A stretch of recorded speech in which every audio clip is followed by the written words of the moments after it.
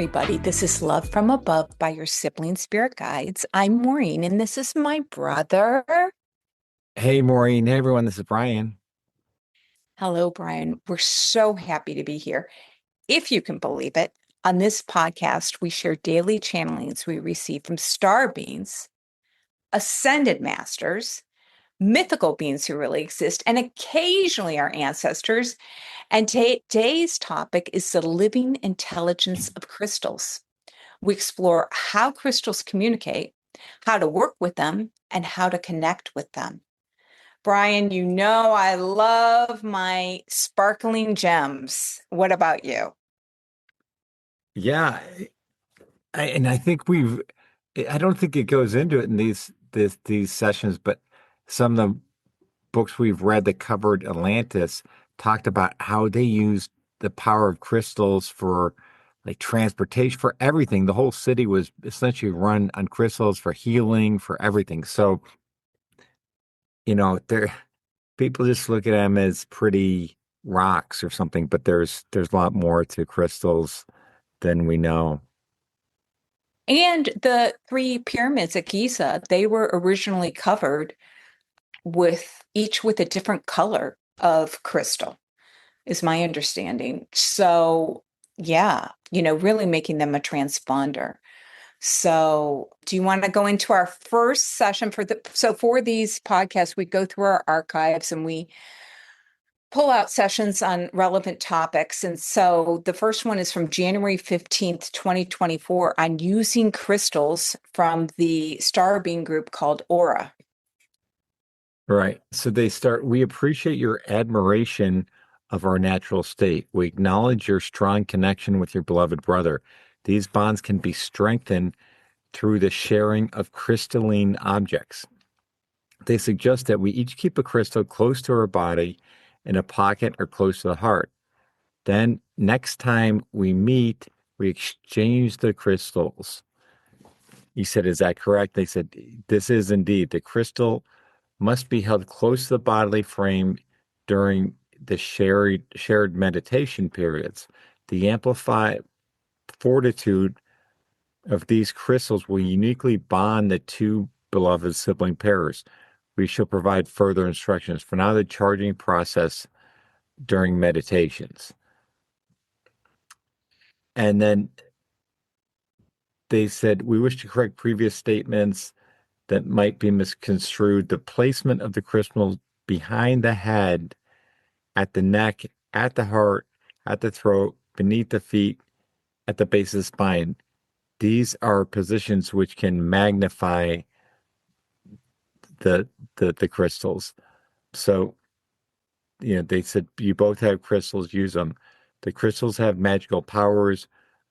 We correct the word magic. Magic assumes that the performance is based on rules outside the normal world of activities, and this is not true.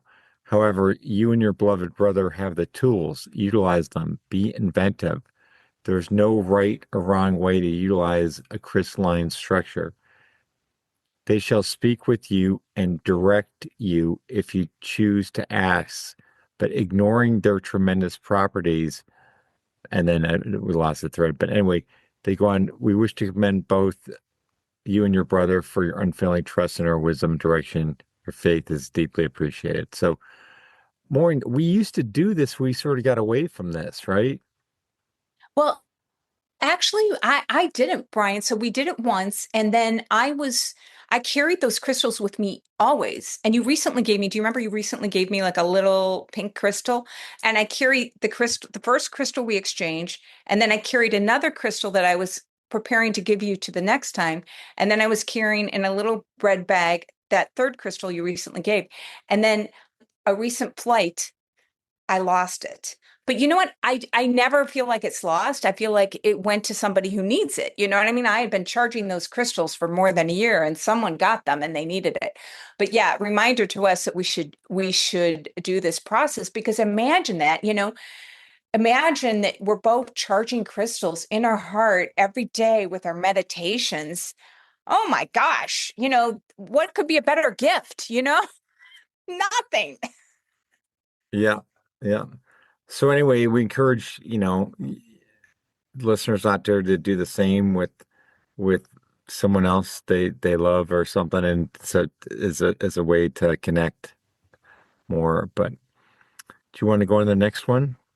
No, first I got to tell you the story Okay. about communication. So they were saying that crystals communicate with you. This reminds me of one time. I don't know if you remember, I have this huge, I mean, it's just this giant citrine. And I was in the store and I was looking at the citrine and it was so beautiful and it was really speaking to me.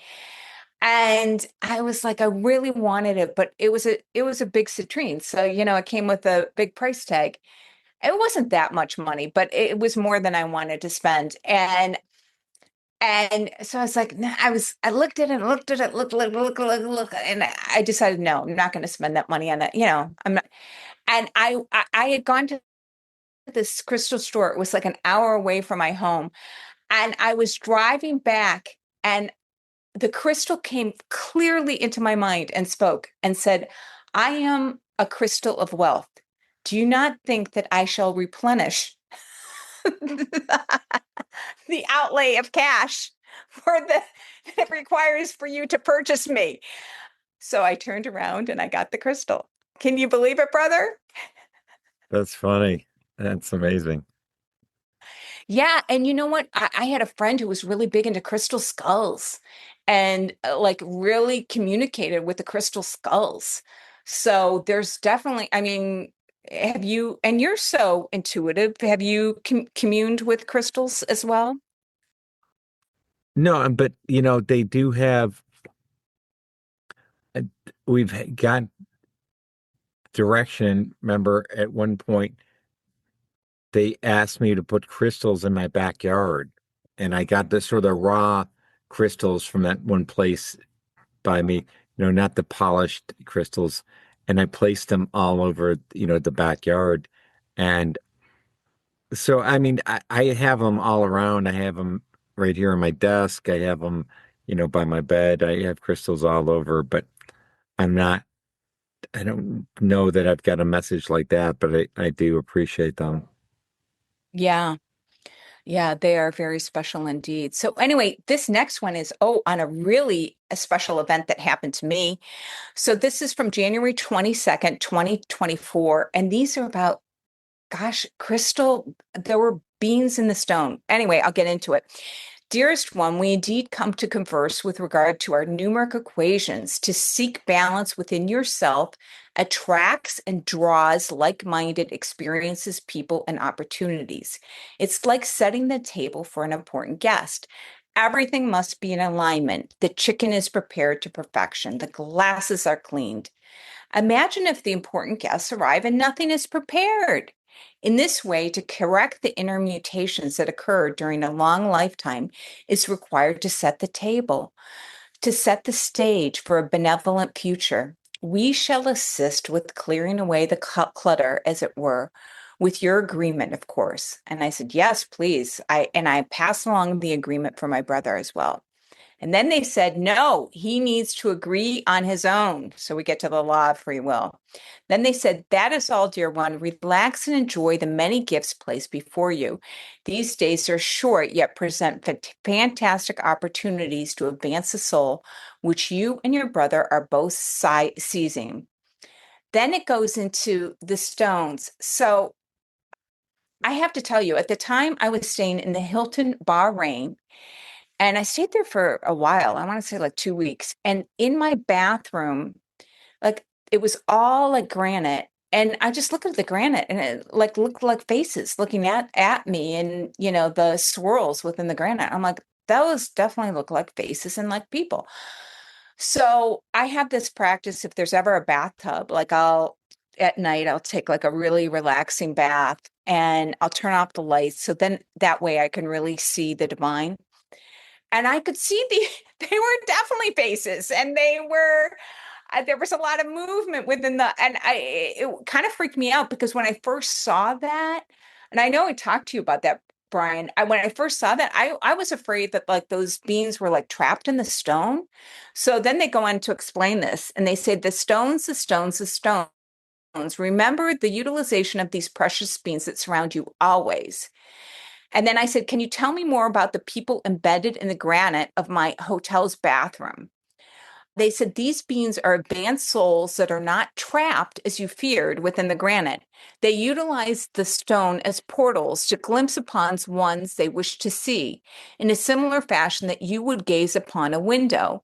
Their presence is fortuitous and bodes well for harmonious interactions between future beings. It's like introductions were made so a greater circle can be developed. A better analogy would be that a door has been opened and both parties can enter the portal to greet each other. So, anyway, and then they say that these beings are, their name is like the Freyak. And they said without the Freyak being present, equally as important is the witnessing of the dancing of the spectacle of their regiments, for they are deemed renowned for their skill of twirling through life. Rest, dear one, we shall communicate on the morrow. And that's the first time I've seen that, but I've seen that on other times too, but never as dramatically as I did in that Hilton Bahrain. So if you ever go to the Hilton Bahrain, turn off the lights, take a bath, and let me know if you see the same thing. Yeah, I remember you t telling me about that, and I was like, "Wow, that's really cool." But yeah, that it's good to know that they're not trapped and that they're higher beings just checking in on you. So that's a great message.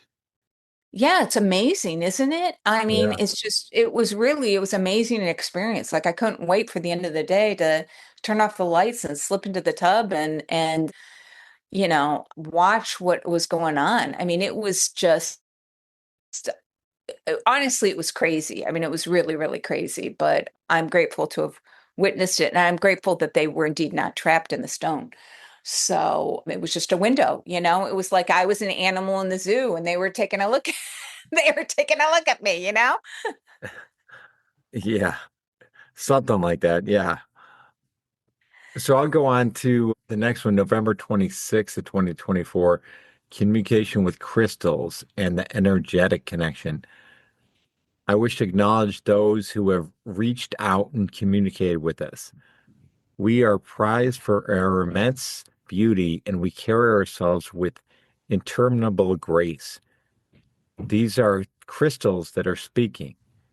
We are crystallized and reside deep within the hallowed halls of this righteously developed planet.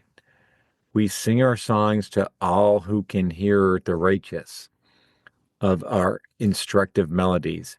We are always present. We perceive and acknowledge our unusual traits in speaking through this human. One may commune with a crystal. This is a well known practice in your ancient cultures. The best way to communicate with us is to locate the energetic focal by noticing the brightest focal point within the facets of your favorite rock. These facets represent energetic nodes. Some are more easily accessed than others. Others respond on an individual basis. You may respond more to one facet than your friend, your lover, or your child. The time for unifying with the crystalline energy is upon us. You may no longer gather us among you without realizing the tremendous strain this puts on your fractured beings. We serve but only wish to be. Invite us into your lives, and we shall entertain and acknowledge your grace, well being, and increase your being, esteem, and worth. So, how about that? A message from actual crystals. So, that's pretty amazing. Maureen, what do you think? Yeah, what I like most about this is how they give us the best way to communicate with the crystal by noticing the brightest spot. And there is something when you look at a crystal, they're multifaceted and there usually is like a line or a spot or there's a face. If you do have it on your desk, there's a face that you want to be facing you. So, yeah, that is really interesting. I was always told like you should, at first, like when you're crystal shopping, that you should kind of ask, like, do you want to come home with me? Because, and to respect them, that they are high beings and, but yeah, what really speaks out to you, brother? Well, I like the thing about noticing how to communicate with them and the focal point, and noticing that. So yeah, like the one you gave me is a great example of that because it's got like specks of sort of like silver and this one area that's like clearly the focal point for that. But yeah, I think it's just really interesting, and that the power of crystals and that being able to communicate with them is something that is most people aren't aware of. So I just appreciate the message. And you know what else I'm appreciative of? Gosh, when I first started buying crystals, I mean, really, they were hardly available. And now, gosh, they're everywhere. You know what I mean? You everywhere. And so they've really exploded in popularity, I think, because really most people can recognize the beauty and, the beautiful nature of the crystals. But I'll go on to the next one, which is from September 13th. And this is about connection. Darling child, your light glows with an effervescent, luminous quality. Never doubt your own strength and unique talents and powers. There are many who would wish to be in your situation. So, this was another crystal experience that they're referencing. If you ever go to Shanghai, one of my favorite hotels to stay there is the Marriott Marquis. And right next to it, it's got this store. Oh my gosh, Brian, you can't even imagine. Like they have got like jade Buddhas that are intricately carved that are like life size for sale. And, you know, just you can't imagine the masterpieces that are made and all out of crystal. And they'll give you free tours, but like all the prices are like, 500,000 and then they're giving you the tour and they're like, "Oh, we'll ship anywhere in the world." And I'm like, yeah. But anyway, so they wanted to talk about that. So they said, we speak about these luminous pieces upon which you gaze. The size of a crystal does not necessarily matter. In this way, bigger is not always better.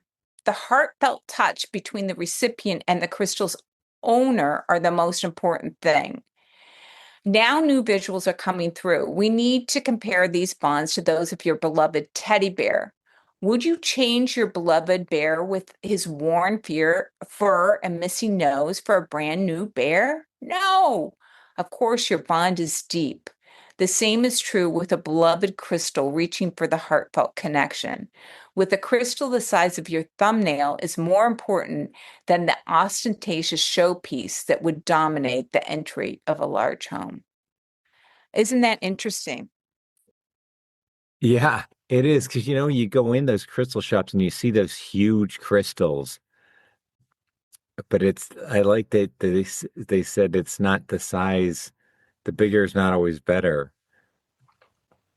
So that's a great thing to keep in mind. It's like you said, get connection. And I think you mentioned this to me. I always go in a crystal shop. I'm like, okay, which one is speaking to me? Which one is really, you know, catches my eye that I really want to connect with? So, but yeah, I think it's makes total sense to me. What speaks to you? Yeah, and I'm thinking about like my own crystal collection and about what my favorite crystal is. And it really is a feeling. Like it's a feeling like you would have with a relationship. I mean, it really is a feeling that you have with your favorite crystals. So it's interesting and they do feel different. So yeah, thank you for putting this together, Brian. I mean, I love my crystals and I think honestly everyone does, right? Right, right. So glad we could share, the power of crystals and how to communicate and really understand crystals better and how that they're living. They're not just rocks, they're living beings. So hope you appreciate it, and we'll talk to you next time. Yeah. And next time, our podcast is about your emotions are a compass, not a crisis. Hope you can tune in and listen. Bye, everyone.